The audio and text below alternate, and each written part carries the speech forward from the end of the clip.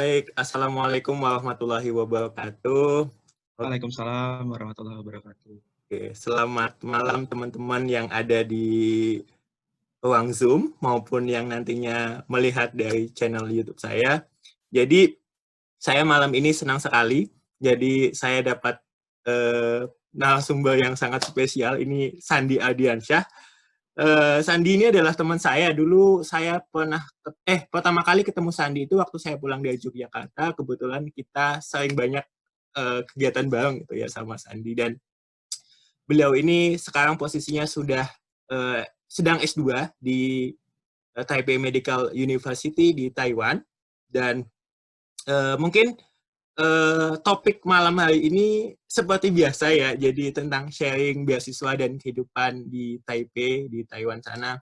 Kemudian sebelum memulai acara ini mungkin saya akan sedikit perkenalkan. Sandi ini adalah jadi beliau ini berdomisili dari Pendopo, Muara Enim ya, Sumatera Selatan, dan Ya, betul. Untuk riwayat pendidikannya, beliau tahun 2008 sampai 2011 itu menamatkan di Al-Himmadiyah Gizi, jurusan Gizi Poltekkes Kemenkes Yogyakarta, kemudian melanjutkan di Sarjana Sains Terapan Gizi di Poltekkes Kemenkes Malang, dan sekarang dari tahun 2019 sampai sekarang statusnya adalah sebagai master student di program School of Nutrition and Health Science di Taipei Medical University. Oke, mungkin langsung saja.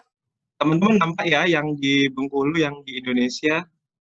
Insya Allah nampak. Oke, terima kasih. Assalamualaikum warahmatullahi wabarakatuh. Waalaikumsalam. Selamat malam dan salam sejahtera bagi kita semua. Alhamdulillah. Saya sangat bangga diberi kesempatan oleh teman saya. Ini teman saya ketika saya di Bengkulu. Kebetulan setelah lulus dari Sarjana Sains Terapan di Malang, saya melanjutkan pekerjaan. Saya mendapat pekerjaan di Muara Enim sebelumnya sebagai ahli gizi di rumah sakit pada saat itu sampai tahun 2015. Kemudian di tahun 2015 kebetulan saya mendapatkan amanah untuk menjadi pengabdi atau PNS di Kementerian Kesehatan Republik Indonesia dengan penempatan di Poltekkes Kemenkes Bengkulu. Jadi memang passionnya sebagai pengajar karena memang riwayat dari kakek, nenek, kemudian ibu, uwa, bibi itu rata-rata semuanya guru. Jadi alhamdulillah saya juga diberi kesempatan untuk bisa berbagi tentang ilmu yang sudah saya dapatkan dari tahun 2015 sampai 2019. Dan alhamdulillah di 2016 itu saya bertemu dengan Grasi dan teman-teman lain mungkin yang berkesempatan hadir, ada Yuda dan teman-teman lain yang mungkin bergabung di channel YouTube. Nama saya Sandi Ardiansyah, perkenalkan. Saat ini sedang menempuh program Master of Science di School of Nutrition and Health Sciences di Taipei Medical University, Taiwan. Saya ingin sedikit berbagi tentang tentang kehidupan, mungkin kemudian tentang sharing beasiswa juga, mungkin bagi teman-teman semua yang ingin melanjutkan pendidikan di luar negeri, khususnya di Taiwan. Kemudian apa sih tips dan triknya? Kemudian saya nanti juga sharing bagaimana sih meminimalisir rasa. Jadi kebanyakan mahasiswa yang ada di luar negeri itu mungkin teman-teman yang di Indonesia melihatnya, wah senang sekali bisa jalan-jalan, bisa sharing-sharing tentang kehidupan di luar negeri, budaya yang berbeda, tapi banyak sekali kegiatan-kegiatan, terutama yang memang lab ya, terutama yang memang bidang sains, bidang kedokteran ataupun bidang kimia seperti Grasi juga bagaimana sih menanggulangi rasa bosan, kemudian rasa minder, kemudian terutama yang rasa minder yang mungkin saya rasakan dan saya akan ceritakan di sini untuk teman-teman semua yang ada di Indonesia ataupun teman-teman yang ingin melanjutkan pendidikan. Di sini saya pakai lambang TMU karena saya institusi saya, kemudian saya pakai lambang Kementerian Kesehatan dan Poltekkes Kemenkes Bengkulu. Jadi teman-teman yang hadir di YouTube mungkin juga berlatar belakang dari kesehatan juga bisa nge-line saya, bisa hubungi saya via IG ataupun via email seperti itu. Saya mengangkat tema belajar hidup di Taiwan karena yang saya rasakan kalau belajar tentang akademik mungkin ya karena memang saya sedang tugas belajar, tetapi yang saya angkat di sini adalah belajar hidup di Taiwan. Kemudian kita bisa manage your life and reach your dreams seperti itu. Saya awali slide dengan salah satu hadis dari riwayat Muslim, menyatakan bahwa siapa yang menempuh jalan untuk mencari ilmu maka Allah akan mudahkan baginya jalan menuju surga. Ini yang saya dapatkan dan saya yakini bahwa mencari ilmu itu adalah jihad. Kemudian ada satu lagi menurut Imam Al-Ghazali tentang derajat ilmu. Yang pertama adalah menuntut ilmu itu adalah ketakwaan. Kemudian menyampaikan ilmu adalah ibadah.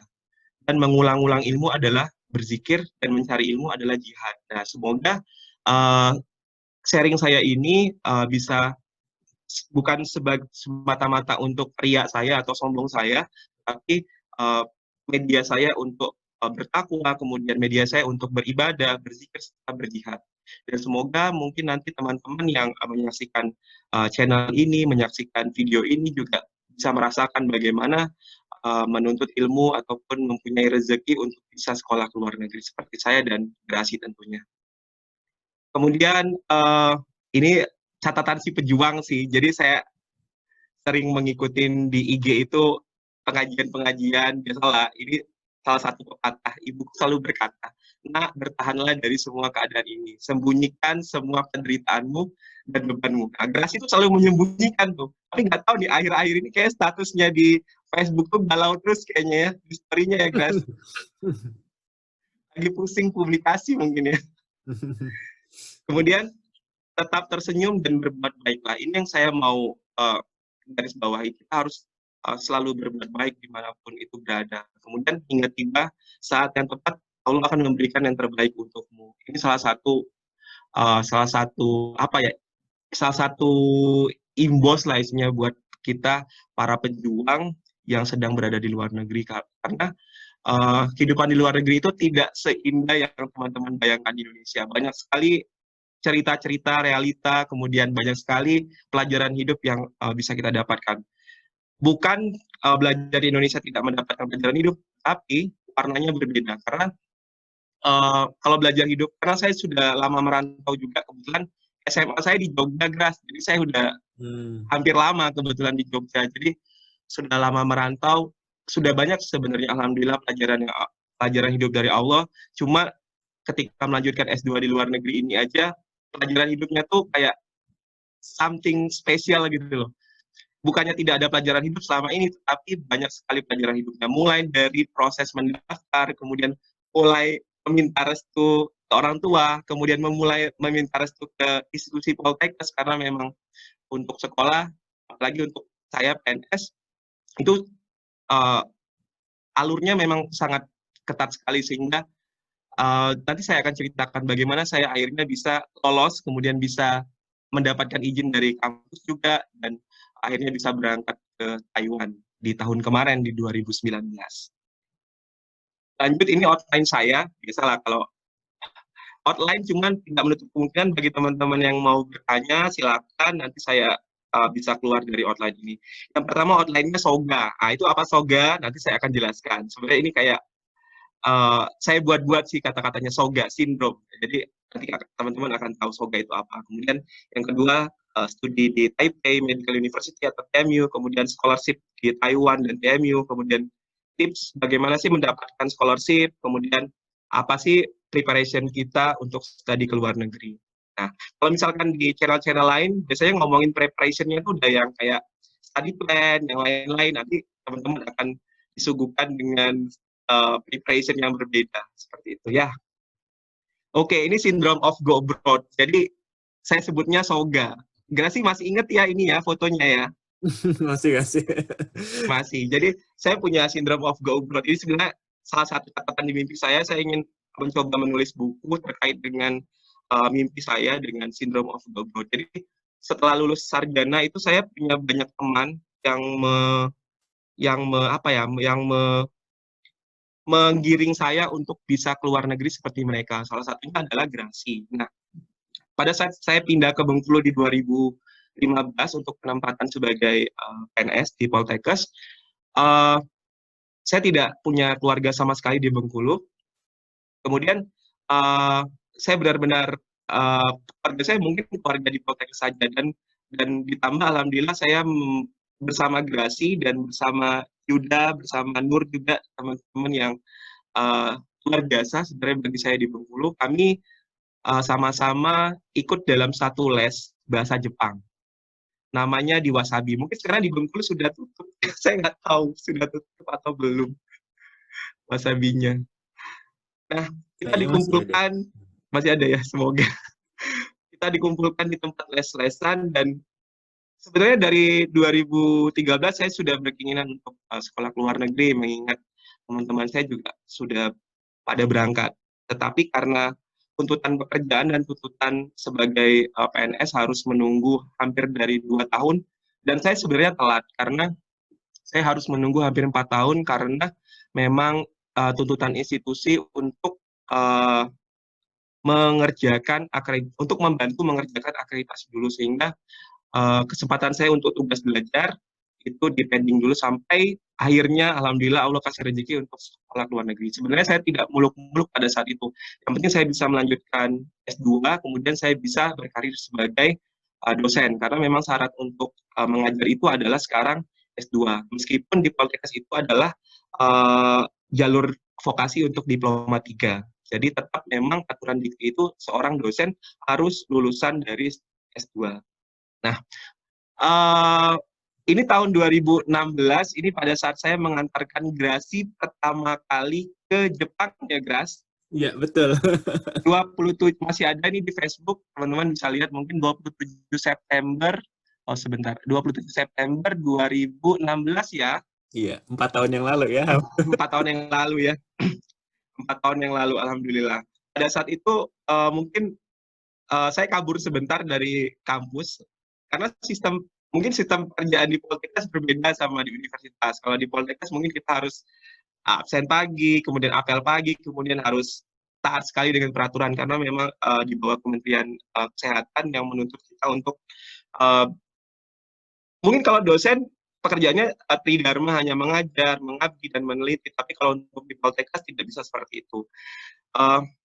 Makanya saya sebut kadang Poltekkes itu sebagai akademi militer, guys. Jadi dari pagi sampai sore kita harus standby. Meskipun memang tidak ada pekerjaan mengajar atau praktek, tapi kita memang harus standby. Dan sistemnya adalah double job. Kita tidak bisa hanya menjadi seorang pengajar dengan tridharma, tapi ada kegiatan atau urusan-urusan administrasi yang dibebankan kepada kita. Jadi bangga sih sebenarnya menjadi member dari Poltekkes, karena memang saya alumni dari Poltekkes, dan meskipun memang bukan di alumni di Jogja atau di Malang, tapi sistem akademik dan sistem pendidikan yang ada di Poltekkes Bengkulu, karena di bawah Kementerian Kesehatan, jadi mayoritas sama seperti itu. Ini adalah foto di mana saya mengantarkan Grasi pada saat itu, dan yang dibawa adalah foto di mana pada saat itu acara kebudayaan Jepang kalau saya betul. ingat. Jadi pada saat itu kita buat buat okonomiyaki kalau tidak salah, kemudian buat takoyaki juga pada saat itu ya. Betul. Ini ada Yuda, ada Nur, kemudian ada Lesti ya. Lesti ini pintar sekali bahasa Mandarin. Sebenarnya saya dulu tidak menyangka juga kalau misalkan bisa di Taiwan sekarang, karena memang tujuan pertamanya memang pengennya ke Jepang. Kenapa ke Jepang? Karena di Jepang itu ada ilmu yang buat saya berbeda gitu loh, dan tidak ada di Indonesia ataupun di negara lain. Itu adalah ilmu kukri science, itu kayak ilmu kuliner diet gitu, guys. Tepatnya di Shizuoka University. Jadi saya Shizuoka jauh ya dari Sendai ya, Gras? Shizuoka itu Jepang bagian selatan. Jadi, hampir dekat ke Taiwan juga ya, di bawah pulau gitu ya? Dekat Kyushu dan ya. Bukan saya tidak berjuang untuk bisa mendapatkan CC ataupun mendapatkan beasiswa ke Jepang, tapi saya sudah berjuang dan mungkin sudah sampai titik terakhir. Saya sudah email ke semua sensei, sudah menunggu hampir 1 minggu, 2 minggu, 3 minggu, bahkan berbulan-bulan untuk menunggu approve dari sensei, karena satu-satunya di Jepang yang ada dua sebenarnya untuk ilmu gizi di Jepang itu, ada satu Kagawa Nutrition University dan yang kedua ada Shizuoka University. Dan pada saat itu yang saya mau concernkan ke bidang saya adalah di Shizuoka. Saya masih ingat profnya Eiko Arai, jadi belum dibalas pun sampai sekarang. Tapi nanti saya ada cerita lain tentang TMU dan Tohoku. Ya, nanti saya akan jelaskan. Oke, lanjut. Oke, saya cerita dulu ya. My journey ini sekitar ke TP itu sekitar hampir 5 jam setengah pada saat itu. Dan alhamdulillah pada saat pagi hari di 25 Agustus saya sampai di Taiwan. Seperti itu. Ini foto saya pada saat sampai di Taiwan, dan ini adalah salah satu landmark yang ada di Taiwan, yaitu Taipei 101. Jadi itu adalah gedung building tertinggi di Taiwan pada saat tahun 2000 berapa ya? 10 tahun atau 15 tahun yang lalu. Ini tertinggi ketiga setelah Burj Khalifa kalau nggak tidak salah. Tapi kalau sekarang sudah banyak. Tokyo Tower sebenarnya lebih tinggi dari ini ya, Grace ya. Sepertinya iya. Ya. Oke. Berbicara tentang keuntungan sekolah ke luar negeri apa sih? Nah, kalau tadi saya banyak bercerita tentang awalnya saya bisa ke Taiwan. Sebenarnya keuntungan ke luar negeri, mungkin teman-teman di sini yang hadir di Zoom atau teman-teman yang ada di YouTube berkeinginan apa sih sebenarnya, apa sih Mas Andi, apa sih sebenarnya keuntungan untuk sekolah ke luar negeri seperti itu.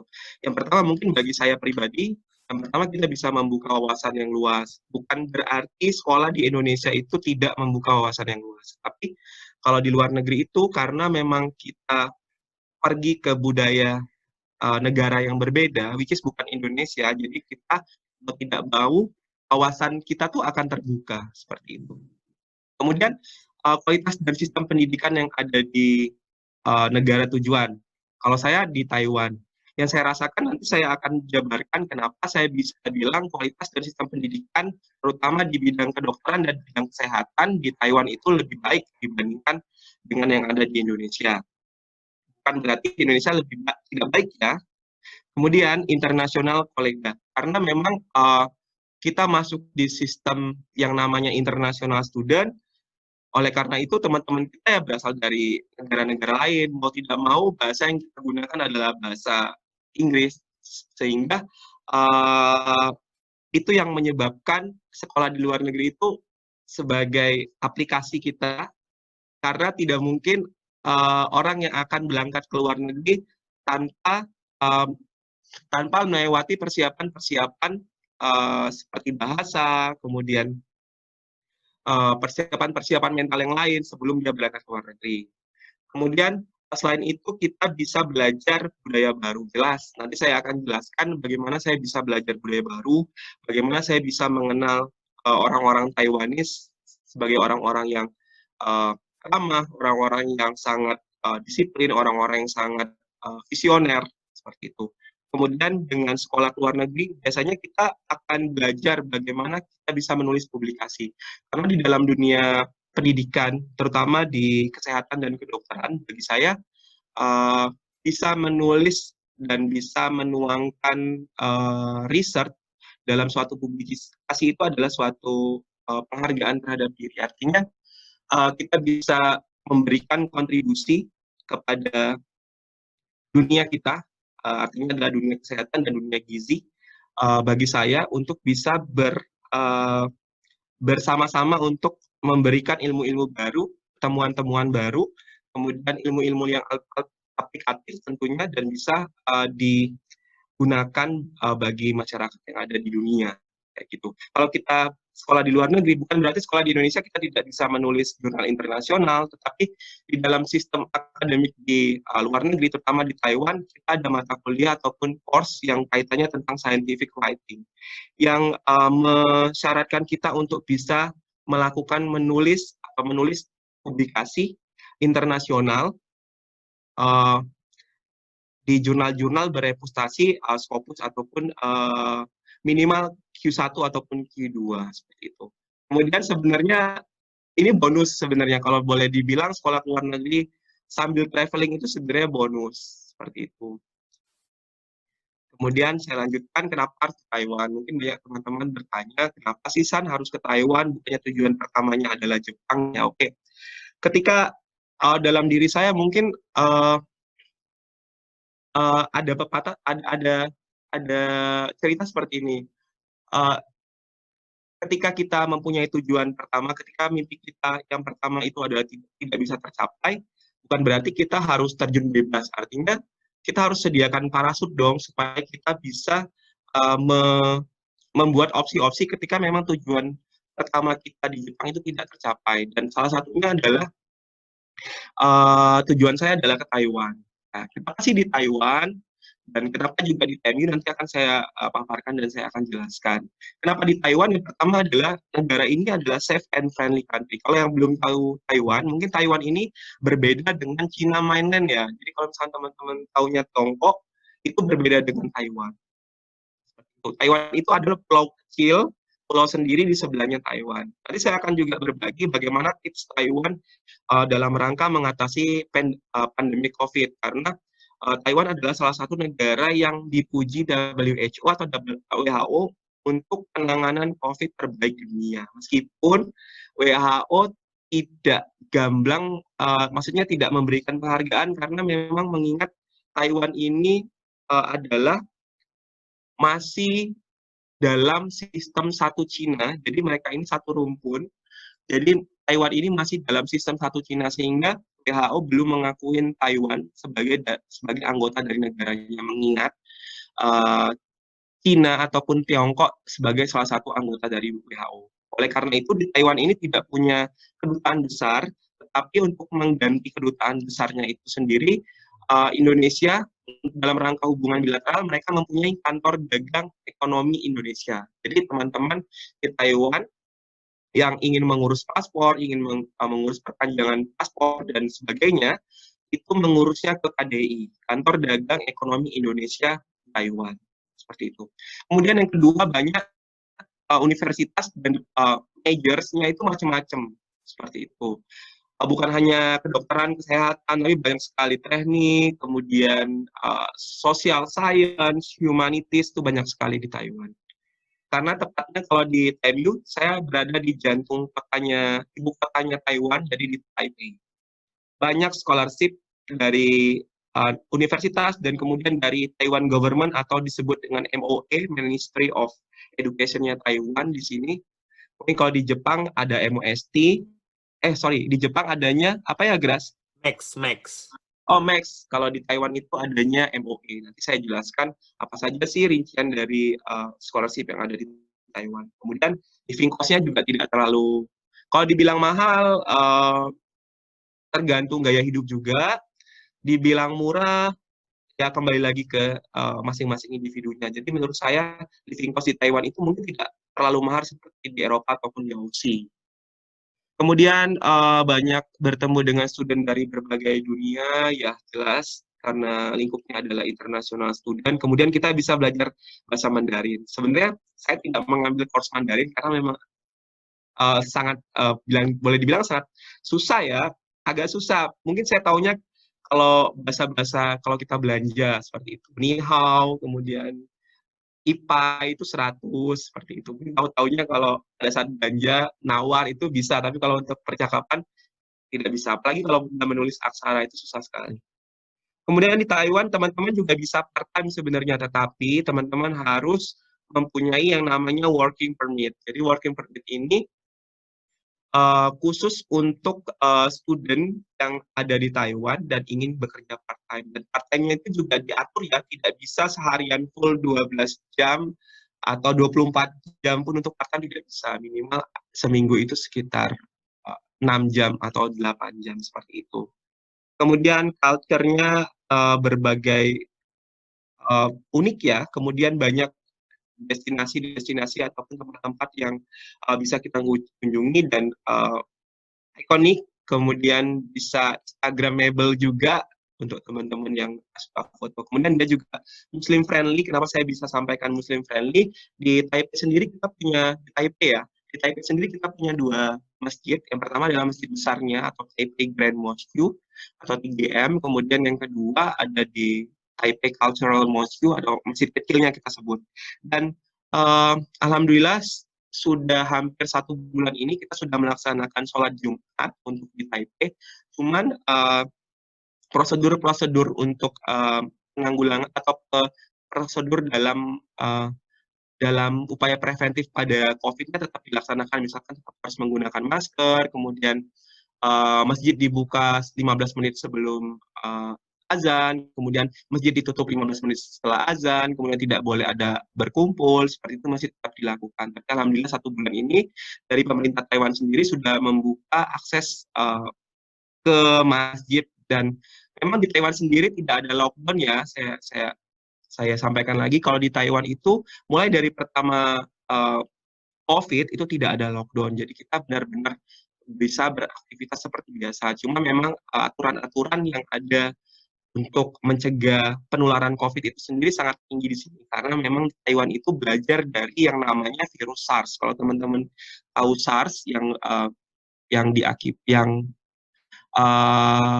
hostnya itu dari babi sepertinya pada tahun 2003. Jadi mereka pada saat itu banyak sekali warga Taiwan itu yang meninggal dunia akibat SARS. Oleh karena itu dia mendirikan lembaga untuk mencegah terjadinya pandemi, namanya Center of Epidemiology, kalau tidak salah ya, di Taiwan. Jadi dia sudah sangat aware sekali, padahal posisinya Taiwan dan Wuhan itu seperti Jakarta dan Bandung, sangat dekat sekali, hanya menyeberang pulau. Artinya hanya dengan menggunakan kapal sudah sampai seperti Jakarta dan Bandung, seperti itu. Dan lebih dari 7.000 Indonesian student itu bersekolah di Taiwan pada saat ini untuk program master dan program PhD.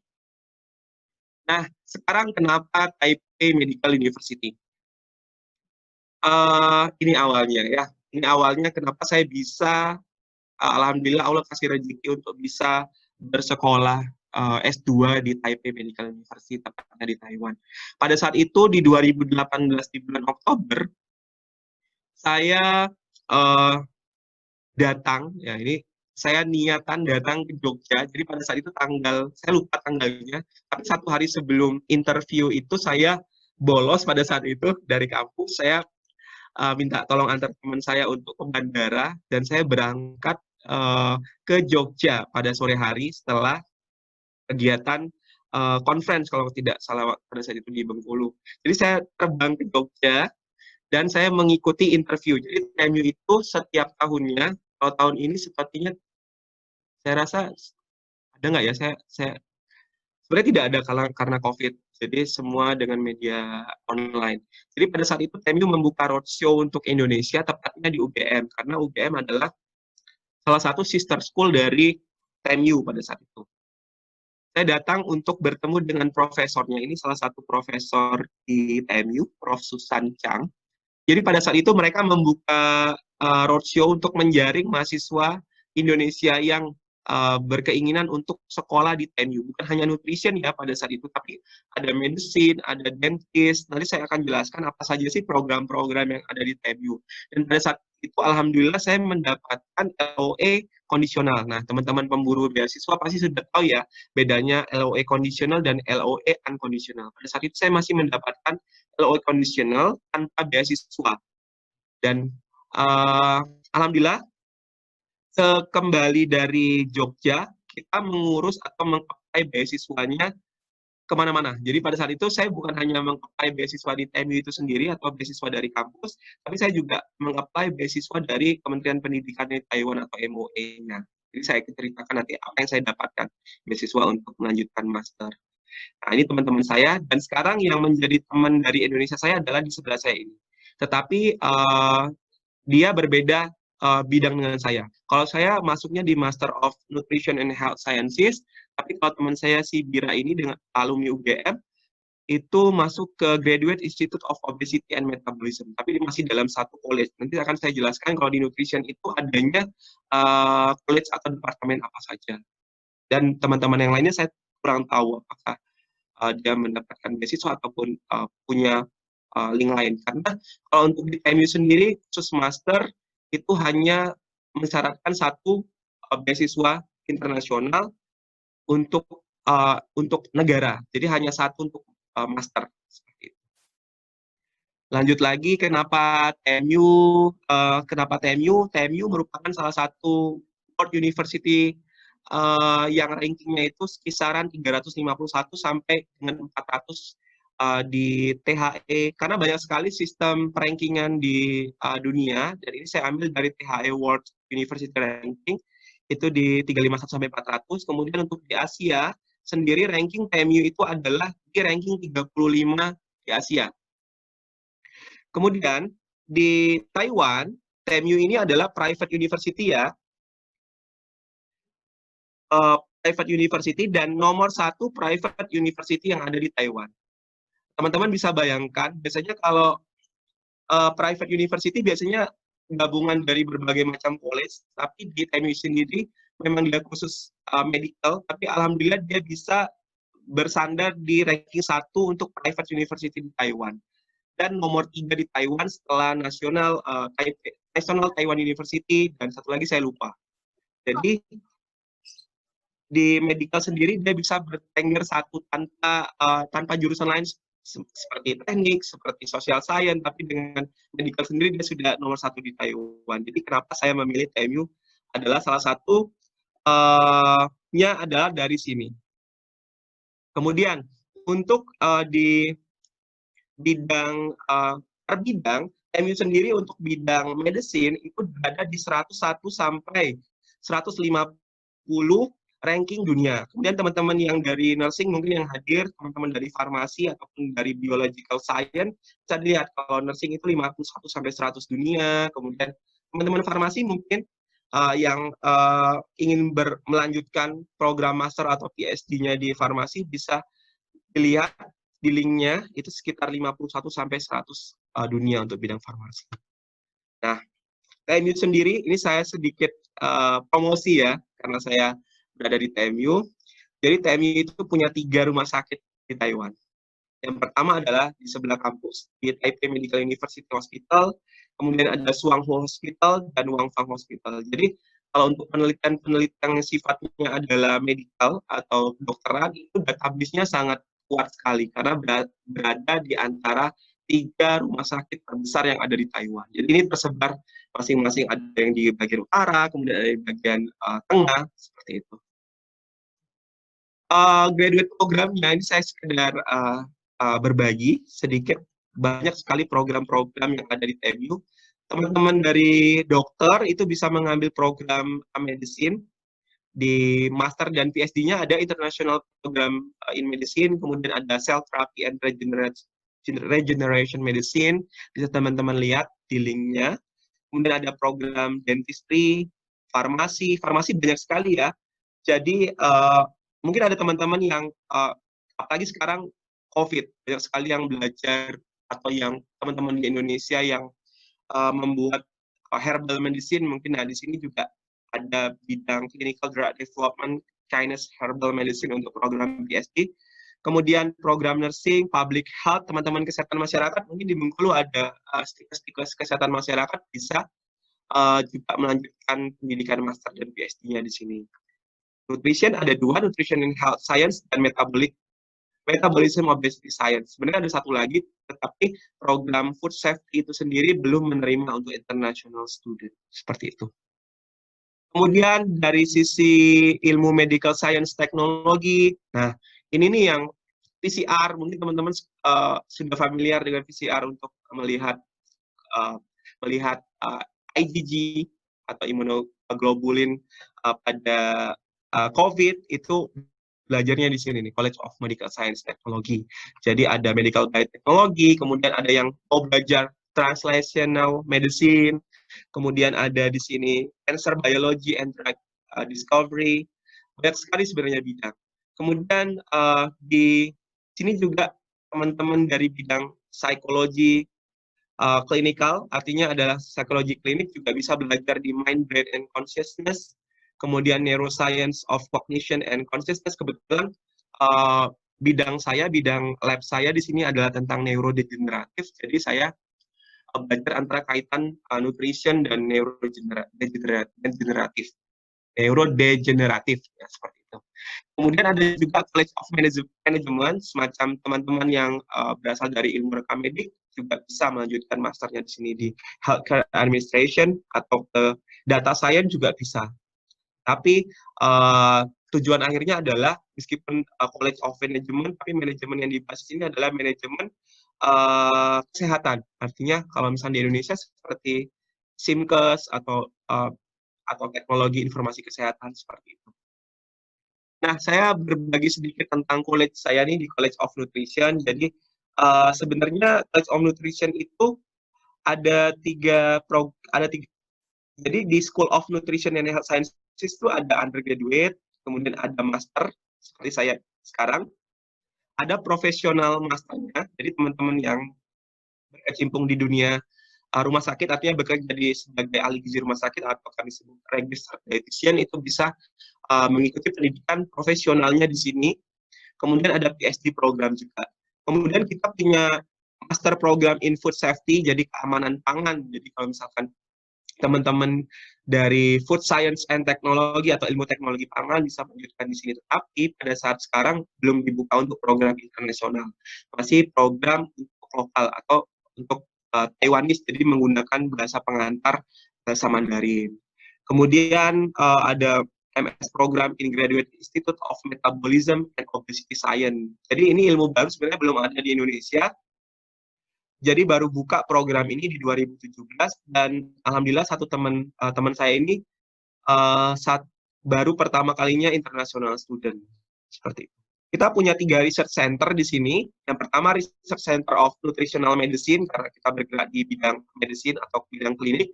Kemudian yang kedua adalah Geriatric Nutrition. Kenapa? Mungkin Jepang dan Taiwan hampir sama karena usia harapan hidupnya untuk elderly atau orang yang lanjut usia di sini itu tinggi, sehingga banyak sekali research center yang mengkaji bidang tersebut. Makanya di TMU sendiri untuk di College of Nutrition kita ada Research Center of Geriatric Nutrition. Geriatric itu adalah lansia atau elderly atau older adults seperti itu. Kemudian kita juga untuk mendukung food safety kita punya Research Center of Food Safety Inspection and Function Development. Saya akan tunjukkan. Mungkin nanti bukan narsis ya, tapi saya bercerita lewat foto atau lewat media visual sehingga saya bisa sedikit menunjukkan kehidupan ya di Taiwan. Kalau misalnya lewat kata-kata seperti ini mungkin tidak bisa terbayangkan. Oke, terkait scholarship, ini Gras waktunya dibatasi nggak ya Gras? Saya takutnya mohon dipotong takut terlalu Gak apa-apa, lama. lanjut aja. Lanjut ya. Malam mingguan. Oke, malam mingguan. Jadi saya akan berbagi tentang TMU Scholarship. Sebenarnya banyak sekali teman-teman yang kalau dalam pribadi saya menekankan pada diri saya untuk sekolah S2 itu saya tidak ingin menggunakan biaya sendiri karena banyak sekali beasiswa bertebaran yang ada di Indonesia ataupun di luar negeri. Dan alhamdulillah salah satunya saya mendapatkan rezeki beasiswa TMU tipe B untuk master program. Karena untuk master sendiri disediakan 2 tipe. Yang pertama adalah tipe B, itu adalah mendapatkan SPP-nya gratis, tuition waiver atau SPP-nya gratis. Kemudian kita mendapatkan biaya hidup atau monthly stipend itu sekitar $12.000 Taiwan atau New Taiwan dollar. Jadi mata uangnya Taiwan itu adalah NTD atau dolar Taiwan. Dan satu NTD-nya itu sekitar 490-an atau boleh dibilang hampir 500 lah. Jadi biasanya saya kalkulasinya itu adalah saya bagi 2. Jadi sekitar 6 juta saya mendapatkan untuk biaya hidup. Seperti itu. Cukup nggak? Nah, nanti saya akan ceritakan cukup atau tidak. Tergantung lagi gaya hidup ya. Kalau gaya hidupnya jalan-jalan, belanja-belanja, itu kayaknya nggak bisa hidup, terutama di Taipei ya, karena Taipei ini adalah pusat kotanya Taiwan, jadi semua yang kalian inginkan ada di sini. Ini adalah salah satu Taiwan negaranya bebas ya, kalau mungkin kalian bisa lihat berita di mana-mana, Taiwan negaranya bebas karena mayoritas di orang-orang di Taiwan itu adalah apa ya, berpikiran, karena mayoritas profesor di TMU dan profesor di Universitas di Taiwan itu adalah lulusan Amerika, jadi apa ya, pandangannya itu lebih ke pandangan Amerika. Jadi nanti teman-teman, apalagi Amerika sangat mensupport Taiwan sebagai negara merdeka. Jadi salah satu domplengannya Taiwan menjadi negara besar itu adalah karena Amerika Serikat. Jadi makanya di sini itu serba Amerika sekali. Semacam, misal saya sebutkan semacam permainan baseball, kemudian ada frisbee, itu banyak sekali olahraga Amerika yang diadopsi di Taiwan seperti itu. Nah, kembali lagi ke TMI Scholarship, di Scholarship tipe C, teman-teman yang mendapatkan Scholarship tipe C, teman-teman hanya mendapatkan free di SPP saja, tetapi tidak mendapatkan monthly stipend seperti itu, atau uang bulanan atau gaji bulanan seperti itu. Tetapi jangan takut, karena teman-teman yang memilih jalur wet lab atau lab basah, jadi teman-teman nanti akan memilih profesor, dan ketika profesornya itu punya project dan kita mengerjakan projectnya atau membantu mengerjakan projectnya, teman-teman jangan takut, teman-teman akan mendapatkan gaji selain kayak gitu. Tapi ada syarat-syarat yang harus teman-teman ikutin, atau teman-teman harus lalui seperti itu. Misalkan harus mempunyai sudah mendapatkan, nanti saya ceritakan, sudah mendapatkan training mengenai animal dan lain-lain. Kemudian untuk program PhD, nah teman-teman mungkin di channel YouTube banyak ya teman-teman dari Indonesia yang ingin melanjutkan program PhD. Di TMI sendiri ada 2 scholarship. Yang pertama adalah APES. Nah, APES ini sebenarnya sangat susah untuk mendapatkan APES untuk program PhD, karena memang syaratnya itu sangat tinggi. Yang pertama, syaratnya mungkin adalah publikasi internasional di jurnal terindeks Scopus Q1. Minimal impact faktornya adalah mungkin di atas 5.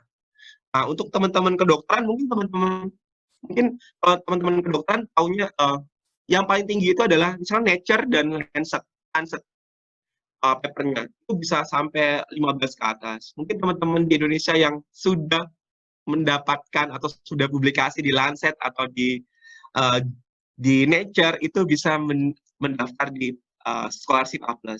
Apa keuntungannya?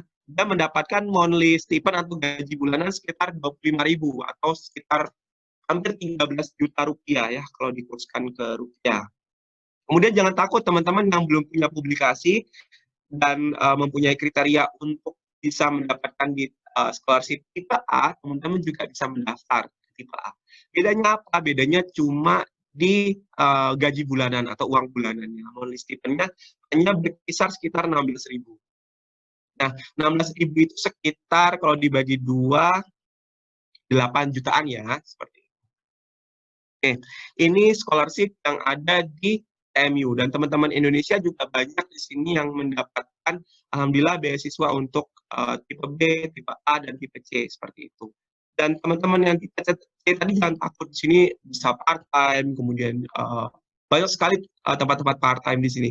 Yang penting yang pertama adalah niatnya apa sih sekolah luar negeri. Kalau cuma buat gaya-gayaan, mending nggak usah, mending tutup belajar TOEFL, tutup belajar IELTS, ya udah tidur aja.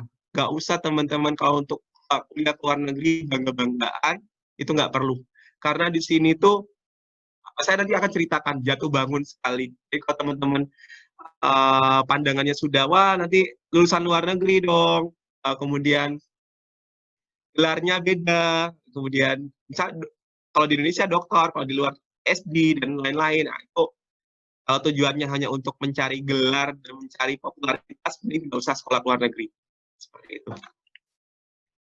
Kemudian di MOE juga, saya juga sempat meng-apply di beasiswanya Kementerian Pendidikannya Taiwan atau MOE, Ministry of Education. Banyak sekali ada MOE, MOFA, MOST, dan Taiwan SCDF.